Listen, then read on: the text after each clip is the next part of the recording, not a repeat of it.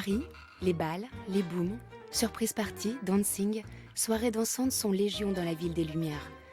On y danse le rock'n'roll, la salsa, la valse, le hip-hop et le tango, comme ici sur une péniche en bord de Seine.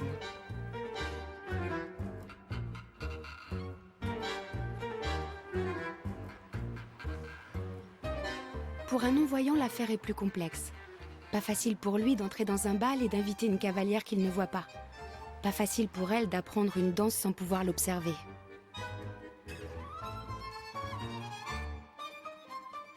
Pourquoi la danse n'apporterait-elle pas aux non-voyants ce qu'elle apporte aux voyants ? La conscience de leur corps, une forme d'expression libre, du plaisir et un moyen de socialisation sans pareil. Alors, danse, dansons, dansez, et que le défi de la danse soit relevé.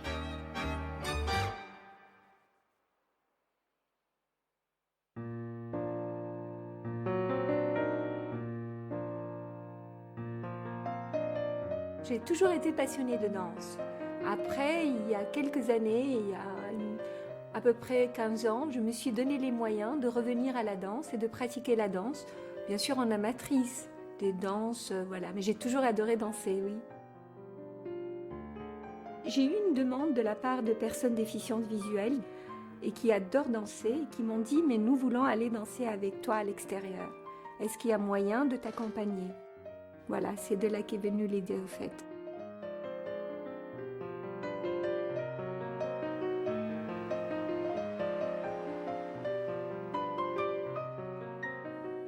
Leïla Denour a fondé il y a 4 ans une association, Un pas à deux, dont le but est de permettre aux voyants et aux non-voyants de danser. Des cours sont organisés 3 fois par semaine à Paris. Tu vas bien ? Ça va et toi ? Ouais, ça va, oui. Alors, je t'ai pas raconté, mais le bal du 8 février, c'est vraiment très très bien passé. Ouais. Quand on a commencé notre activité de danse, on a commencé par des ateliers d'apprentissage. Et on a été rencontrer des personnes qui dansaient déjà, mais qui dansaient plus librement, sans aucun cadre structurant, on va dire, d'apprentissage. Et très très vite, toutes ces personnes déficientes visuelles ont intégré nos cours. On avait des trentaines de personnes dans les premiers cours. On est en couple et on va la main dans le dos, voilà là. Voilà, on est tous positionnés, les filles, dos aux fenêtres. On est dos aux fenêtres pour garder la ligne de danse. On s'est rendu très vite compte qu'il nous fallait des danses codifiées, c'est-à-dire un peu structurées, un peu hachées. Donc on s'est appuyé sur des danses très codifiées pour qu'on puisse les transmettre. Ça, c'est la première chose. La deuxième, c'est des danses à deux, c'est-à-dire on s'est dit on va danser avec des personnes voyantes et on va s'appuyer sur la présence des personnes voyantes pour aider à corriger la représentation dans l'espace. Le pied gauche en avant. 1, 2, 1, 2, 3. 1, 2, 1, 2, 3. 1, 2, 1... C'est pas avec le même pied. Avec le gauche. En fait, en principe, c'est le gauche, bien sûr, qui commence. On partait de rien, on n'avait rien, on ne savait pas comment parler à des personnes déficientes visuelles.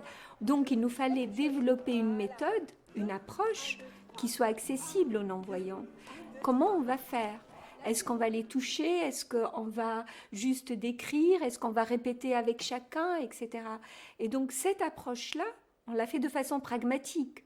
Sachant que les déficients visuels n'ont que leur mémoire, il fallait absolument qu'ils intègrent tous les mots propres à une danse donnée. La main droite, 1, 2, 3, on change de main et on la reprend dans les bras. 5, 6, 7. L'apprentissage pour un non-voyant fait appel à sa mémoire. À lui d'apprendre les figures et le vocabulaire qui correspondent au pas de la danse. Et tu passes sous la main. C'est ça la balicou ? Oui, il y a plusieurs figures. Là, je vais faire l'enchoufla, c'est-à-dire je vais passer sous le bras.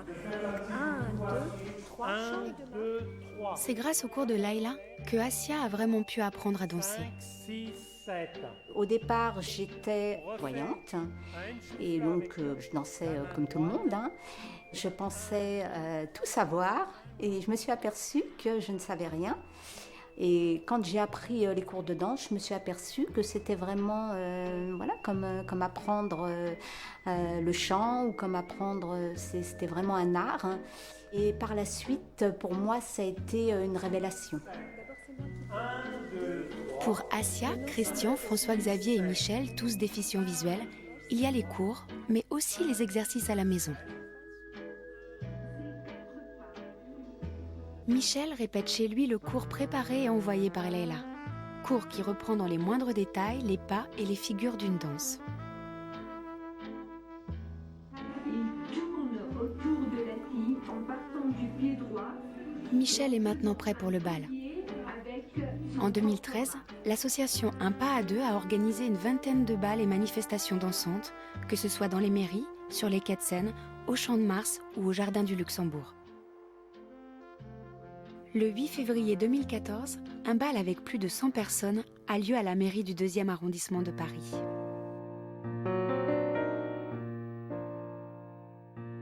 Le bal s'organise dans 2 salles différentes, l'une pour le rock et les danses plus sportives, l'autre pour les danses plus lascives, comme le tango. Dans un bal pour non-voyants, les choses marchent un peu à l'envers par rapport à un bal classique. Ici, les femmes voyantes invitent les hommes non-voyants.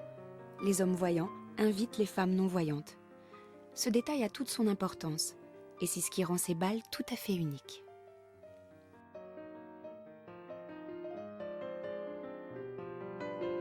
On est beaucoup plus à l'aise, même dans une grande salle. Les gens savent qu'on ne voit pas, puisque c'est affiché à la tête de la mairie, bal, danse, un pas à deux, voyants, non-voyants. Donc les gens savent quand ils viennent. Ils savent que si on les heurte, si on les heurte par mégarde, ils ne vont pas s'en offusquer. J'ai eu une chute à l'âge de 6 ans avec un traumatisme crânien. Et la vue a diminué jusqu'à l'âge de 19 ans. Donc je n'ai jamais invité une cavalière, je ne pouvais pas. Bien que très habile, allant partout, je ne pouvais pas traverser une salle et m'incliner devant une cavalière pour l'inviter à danser. J'ai beaucoup souffert de ça du reste. Ce bal a été l'occasion pour Christian de se faire inviter par 3 cavalières. 3 conversations, 3 rencontres où chacun a pu partager des petits moments de vie, des petits riens si précieux. On ne peut pas dissocier le côté intimiste, le côté séduction. L'esprit même de la danse de salon, c'est une danse de contact. Donc on touche la personne. Ça a l'air de rien, mais il y a une conduction qui se fait.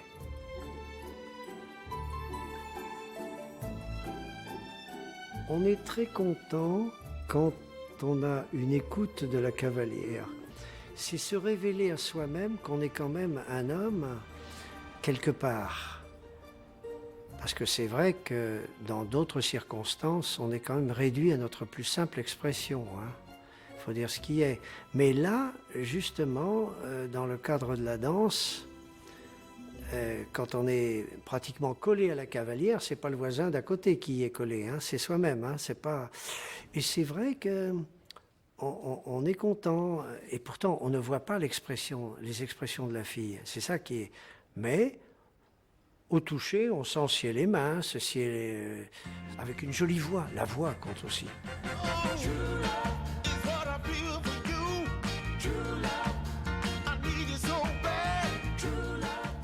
Dans l'autre salle, Assia se déchaîne. Le bal n'a plus rien à voir avec le cours. Quand je vais à un bal, déjà, j'essaie de mettre de l'ambiance. Et en plus, je suis transportée par la musique. Donc, il n'y a rien qui me retient.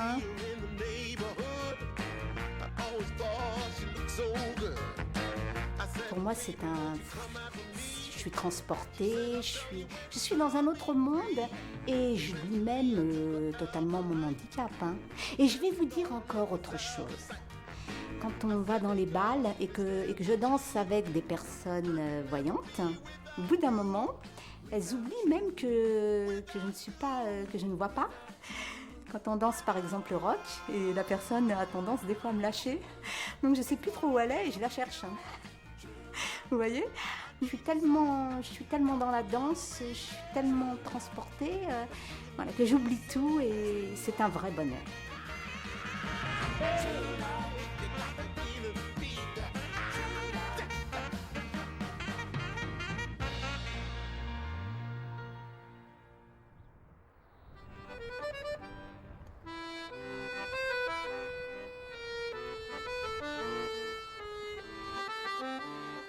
À 780 km de Paris en pays cathare.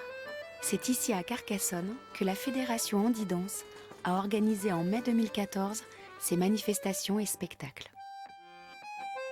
Odette Jam, 63 ans, s'est installée à Carcassonne en 1998. Elle avait de la famille dans la région. À l'âge de 20 ans, j'ai eu un accident de voiture. J'ai perdu un œil. Donc l'autre, il a été très très endommagé. Je suis restée 6 mois aveugle. Par la suite, ils m'ont redonné une vision à un œil. Et à la suite de ça, j'ai eu un glaucome en 2003. Et c'est à la suite de ce glaucome que j'ai perdu 7/10 d'un seul coup. Et chaque année, depuis 2009, ma vue diminue de plus en plus. Et là, il y a 2 ans, je n'y vois plus du tout.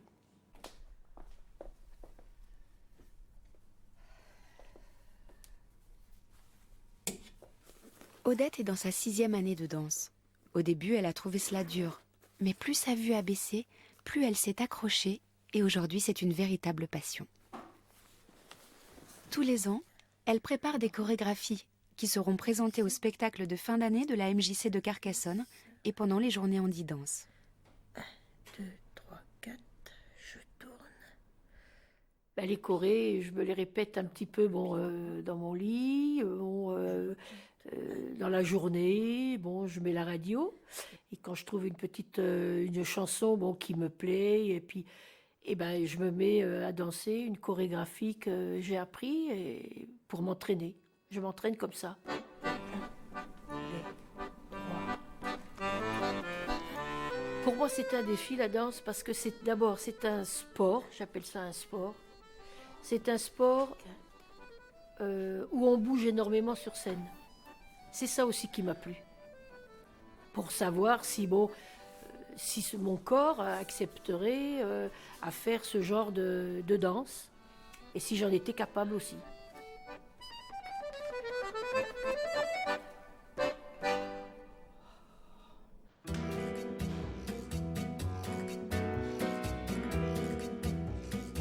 Toutes les semaines, Odette se rend à ces 2 heures de cours qui ont lieu à la MJC. Les cours sont ouverts aux différents handicaps et aux danseurs valides. Tous dansent ensemble et forment une famille dirigée par Lisa Belliato, une jeune professeure de danse moderne. Lisa, elle-même danseuse dans une compagnie de ballet, a été formée spécifiquement pour donner des cours aux non-voyants par Cécile Avio, la fondatrice de la Fédération Handi-Danse.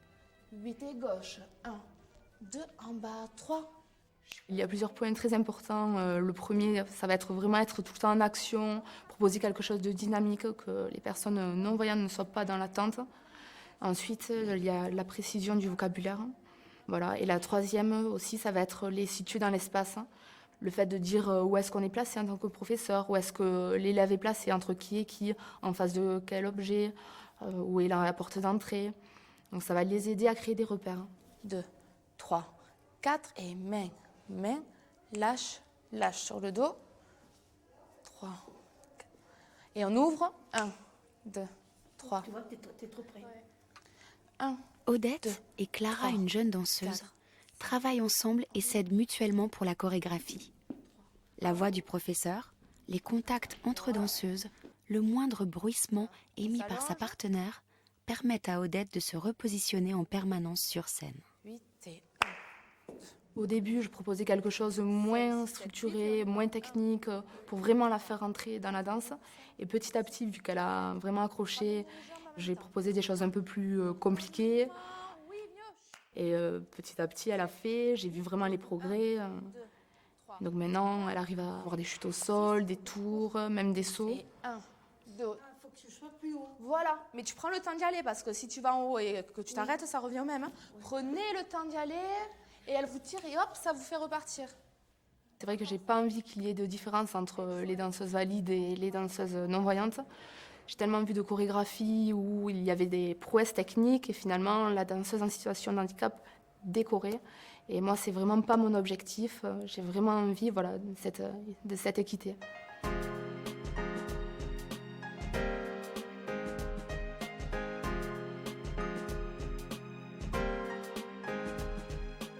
J'adore danser avec ces petites jeunes parce qu'elles nous boostent, je sais pas, on est gai avec elles, je me sens comme si j'avais des ailes. On sent nos mouvements qu'on fait, on les imagine dans nos têtes, on essaye de s'appliquer, tous les mouvements dans notre corps, on les ressent. Et personnellement, je les ressens différemment que si j'avais les yeux ouverts ou si j'y voyais. Prenez le temps d'y aller et elle vous tire et hop, ça vous fait repartir. Alors là, quand je rentre chez moi, qu'on a fini les chorés, quand on a fini à la fin de l'année, je pense plus à la danse parce qu'on est très très fatigué.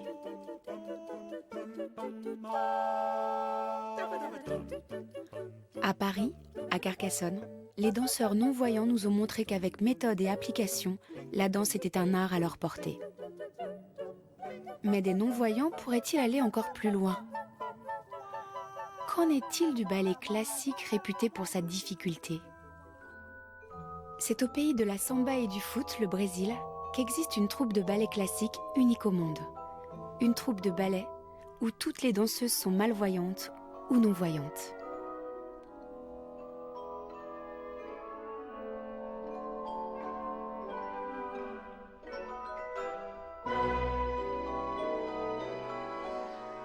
Avec une population de près de 200 millions de personnes, le Brésil se situe au 6e rang des puissances mondiales. Dans ce pays, la prise en charge des handicaps n'est en rien comparable à ce qui existe en France et en Europe.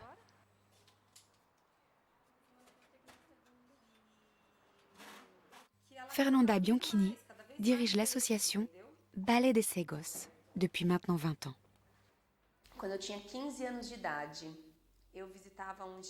À l'âge de 15 ans, je visitais un institut pour aveugles où mes parents étaient bénévoles, l'Institut Padre Chico. Une nonne m'a demandé si des aveugles pouvaient danser le ballet classique. Les filles étaient pieds nus, les cheveux détachés, et j'ai demandé « Vous n'allez pas prendre des classes de ballet ?» Et elles m'ont répondu « Mais qui êtes-vous? C'est quoi le ballet ?»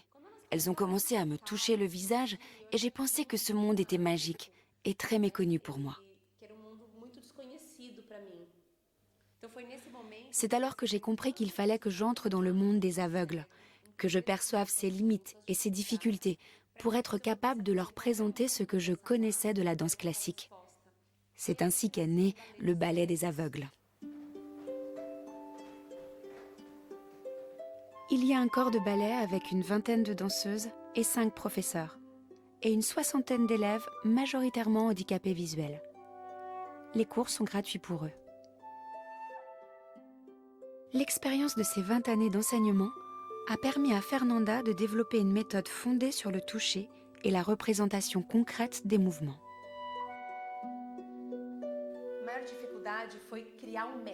La plus grande difficulté, c'était de créer une méthode de travail à travers le toucher et la perception corporelle. La partie la plus difficile, c'était d'apprendre le mouvement des bras de la danseuse. Le bas du corps doit être rigide, technique, mais le haut doit être gracieux et plein d'allégresse. Elles ressemblaient à des robots, à des poupées en porcelaine, et je ne réussissais pas à leur donner la légèreté des bras. J'ai pensé à abandonner. Je n'arrivais pas à faire d'elles de vraies ballerines. Une nuit, j'ai rêvé que je dansais et que je n'avais plus de bras. Mes bras étaient devenus les rameaux d'un palmier. Si tu réfléchis, les rameaux du palmier avec le mouvement du vent, c'est à peu près le même mouvement que celui des bras d'une danseuse. Quand j'ai placé une palme sur leurs bras, elles ont compris comment les bras devaient se mouvoir. Cet exemple concret leur a permis de comprendre. À partir de ce moment-là, plus rien n'était impossible.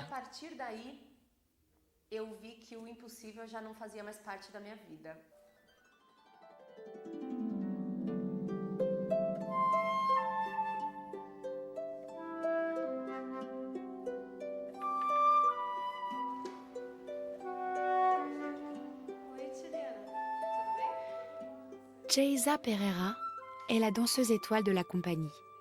Elle a commencé la danse dans l'état pauvre du Pernambouc, au nord-est du Brésil. À l'âge de 10 ans, sa rencontre avec Fernanda va changer sa vie. Quando eu era pequena, eu enxergava.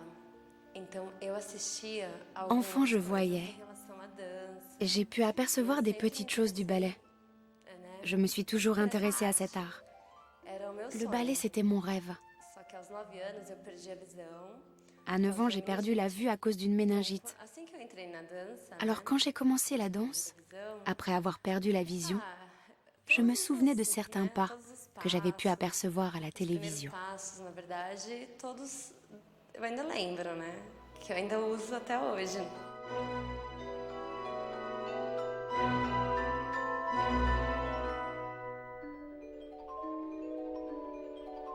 Le premier rôle de Géza sera celui de la fée dragée dans Casse-Noisette de Tchaïkovski. C'est ce même ballet qu'enfant, elle avait entreaperçu à la télévision. Son rêve est devenu réalité.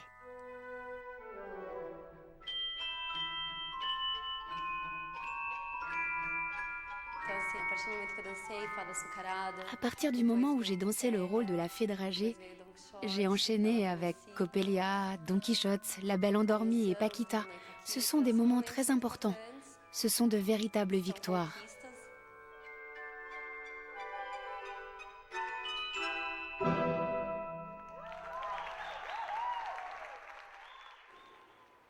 Aí veio a Verônica.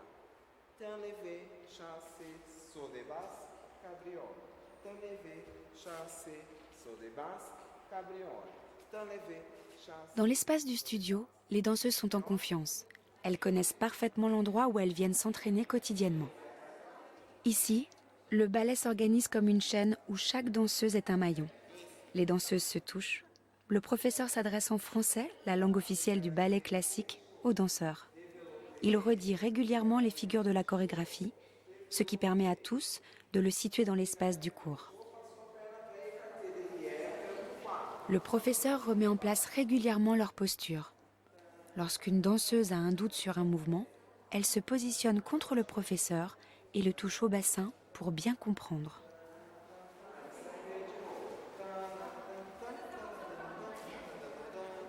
Pour Géza, la danseuse étoile, le travail se fait en binôme avec son partenaire danseur qui, lui, est voyant. Malgré toute son expérience et ses années d'entraînement, certaines figures restent particulièrement difficiles.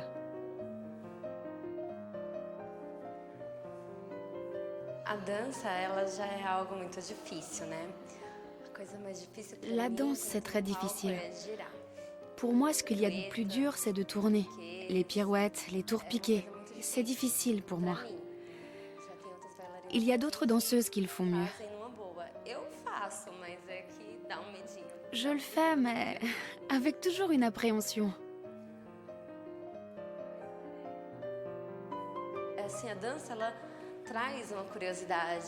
La danse m'a rendue curieuse de tout. En vérité, la danse donne cette volonté d'aller toujours plus loin. J'étais vraiment très timide. Et avec la danse, j'ai vraiment réussi à vaincre ma timidité.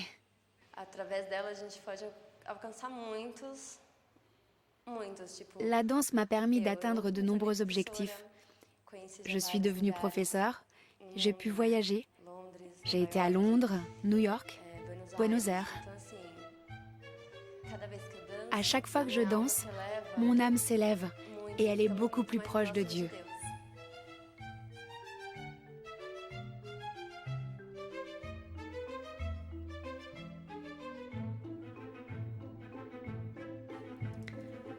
Après ce tour d'horizon, la danse apparaît être un art indispensable à tous ceux qui ne voient pas. Du danseur amateur à la ballerine professionnelle, tous sans exception lui trouvent une utilité. Une utilité qui apporte du bonheur. Quoi de plus nécessaire ?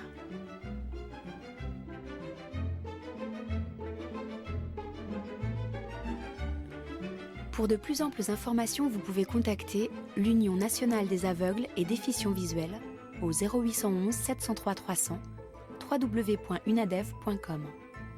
Pour retrouver toutes ces informations ainsi que d'autres, le site internet de France 5 est à votre disposition www.france5.fr/à vous de voir avec des tirets. Ou écrivez-nous à vous de voir, France Télévisions, pôle France 5, 10-12 rue Horace Vernet, 92 130 Issy-les-Moulineaux, CEDEX 9. Auteur, réalisateur et images, Yon Babéanou. Producteur délégué, Emmanuel Schlumberger. Avec le soutien du Centre national du cinéma et de l'image animée et de l'INADEV. Avec la participation de France Télévisions. Presse, Valérie Blanchet. Production, Valérie Verdier-Ferré, Bernadette de la Rosa. Unité documentaire, Caroline Béard, Carole Wedcroft, Hervé Guérin. Cette émission vous a été proposée par Bleu Cristal Média et France Télévisions.